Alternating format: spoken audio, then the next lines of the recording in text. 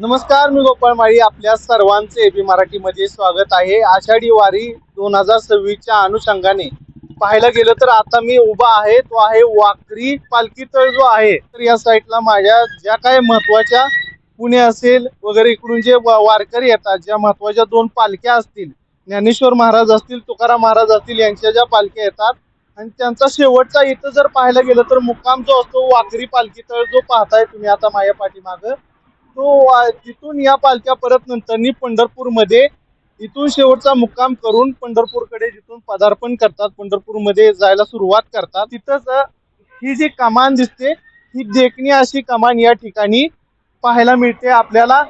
आणि हे खरं तर एक आगळं वेगळं या वर्षीचं अनोखं असं हे प्रदर्शनी असं मानलेलं दिसतं या ठिकाणी सरकारच्या माध्यमातून. ग्रामविकास व पंचायत राज विभाग, महाराष्ट्र शासन आणि जिल्हा प्रशासनाच्या माध्यमातून वारकऱ्यांच्या स्वागतासाठी ही कमान उभारली गेलेली आहे. त्याचबरोबर पाहायला गेलं तर या कमानीवरती आपण जर पाहिलं तर एका साईडला विठ्ठल असेल, रुक्मिणीची मूर्ती असेल, त्याचबरोबर त्याच्या मध्यभागी मंदिर असेल.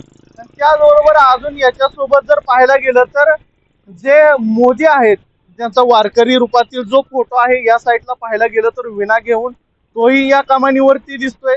त्याचबरोबर एका साईडला देवेंद्र फडणवीस जे मुख्यमंत्री आहेत महाराष्ट्र राज्याचे, त्यांचाही फोटो या ठिकाणी वारकऱ्याच्या रूपामध्ये या ठिकाणी दिसतोय. ते जे काही वारकरी असतील, स्थानिक असतील, ते या ठिकाणीच पंढरपूरमध्ये जात असतात.